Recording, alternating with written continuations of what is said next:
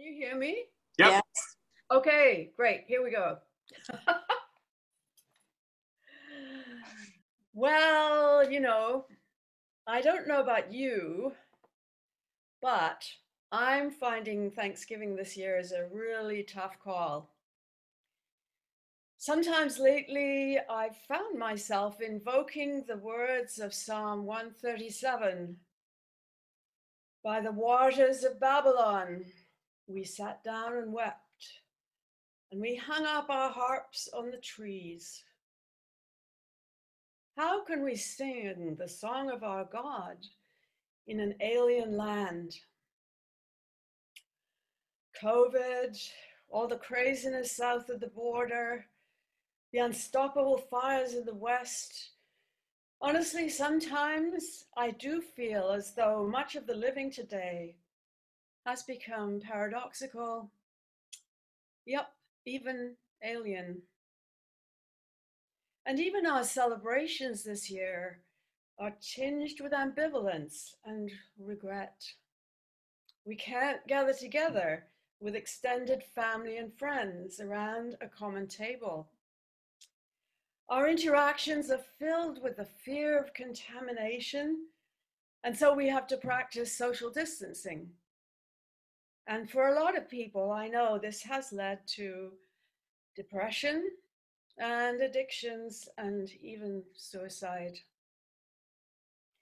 And even as we enjoy the fruits of the earth and the harvest in this circumscribed setting, the virus has called attention to the suffering and the appalling exploitation of those who have come here to reap our harvests, and the cruel conditions of animal raising and slaughtering, as well as the wretched lives of workers who are herded together in meat processing plants, have also been exposed to the light of day by COVID.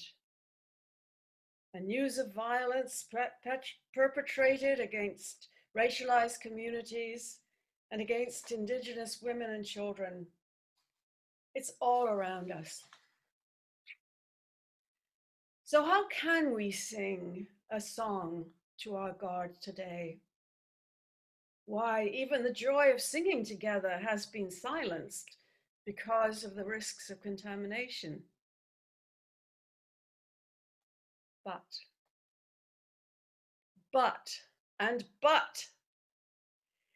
here is today's reading from Isaiah.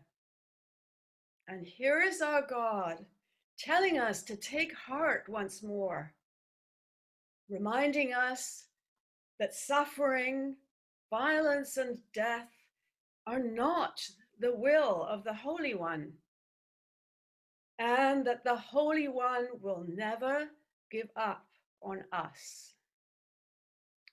We are known, yes, in all our messes and failures. We are known and we are loved, always, always loved to the brim. And our generous God is still yet calling us to a feast. You see, the great dream of the Creator God, articulated by Isaiah's chapter that we've just read, is to make a feast for all the peoples of the earth. On this mountain, the Creator will make for all peoples, not just chosen peoples or people who are exceptionally good or peoples who are born this way or that way or God knows what, for all peoples with no exceptions.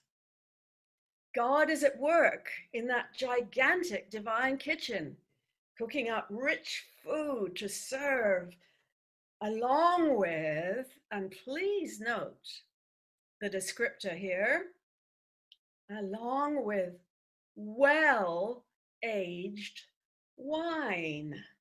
Ha! Vintage section only at this feast, I gather. And, oh yes, the Holy One will wipe away the tears from all peoples and the disgrace from everyone on the earth.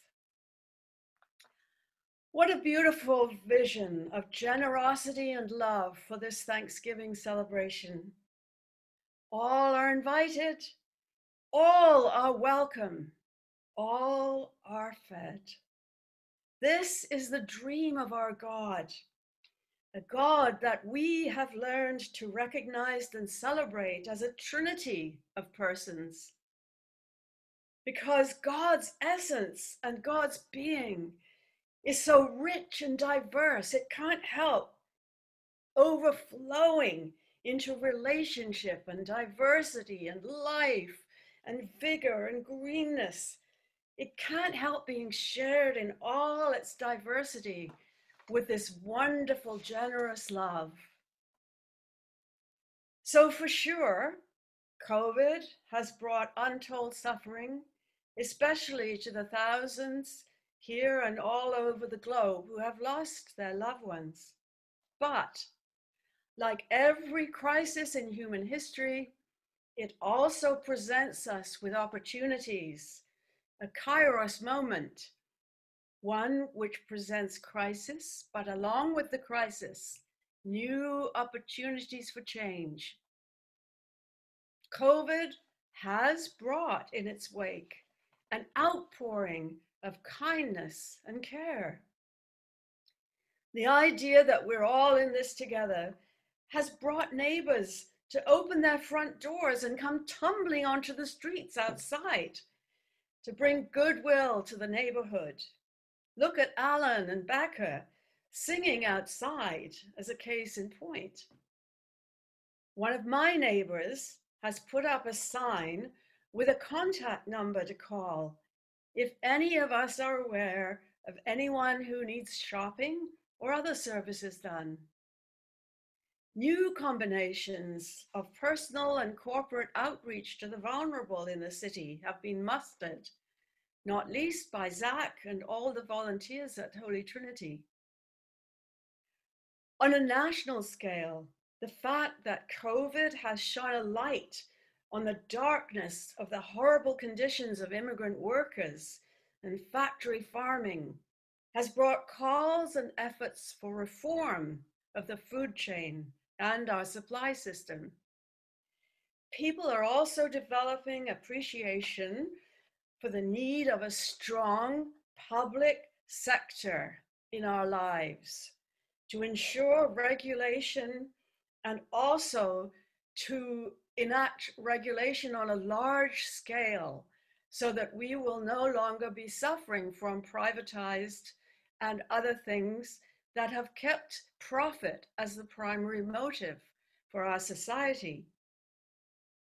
Things hidden in the dark have been brought to light.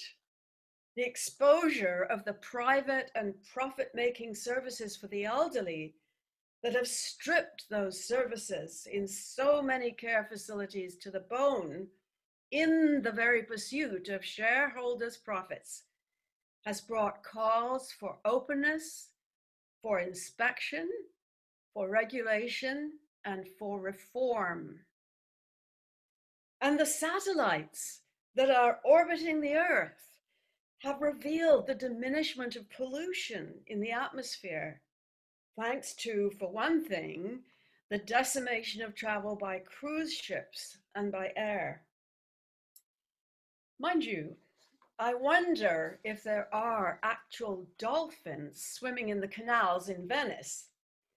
But just to see the canals and the waters of that city clear of some pollution is an example of how things could be and could be better. Now, indulge me for a moment because I'm going to share with you something that I mused about sitting on the subway the other day. And this lovely kind of midrash came into my mind about today's reading from Isaiah. So, here is God in this huge kitchen with stoves lined up against the wall as far as the eye can see. She's got an apron on and she's working away like crazy, cooking up a storm. There's big pots on the stoves with fragrant soup made with marrow bones, and also some for vegetarians with root vegetables, just like Jim and Mary do when the church is open. The Holy One is keeping an eye on all those stoves. She's running from hither and thither, lifting the covers, stirring and tasting. And the Holy Spirit's just flying around all over the place to check on and boosting the fires that are on the stove with lovely bright tongues of flame. They're both getting ready to feed the people lined up outside, waiting for the feast. But where's Jesus? Well, where else but in a great big wine cellar in the basement? And he's working away as well, tasting the vats, testing them to make sure that they're going to be serving nothing but the very best vintage, just like the wine he ordered at the marriage feast of Cana. And maybe there are a few bottles of water sitting around that he's changing as well. And soon, this lovely Holy Trinity will call in the people and open the doors wide, and the people will stream in from all over the mountains. So too now, we are going to open our hearts in gratitude as we start our agape meal with the words of Jan Richardson. And I think they're up so everybody can read it. And the table will be wide, and the welcome will be wide, and the arms will open wide to gather us in, and our hearts will open wide to receive. And we will come as children who trust there is enough. And we will come unhindered and free. And our aching will be met with bread, and our sorrow will be met with wine. And we will open our hands to the feast without shame, and we will turn towards each other without fear, and we will give up our appetite for despair, and we will taste and know of delight. And we will become bread for a hungering world, and we will become drink for those who thirst. And the blessed will become the blessing, and everywhere will be the feast. Amen.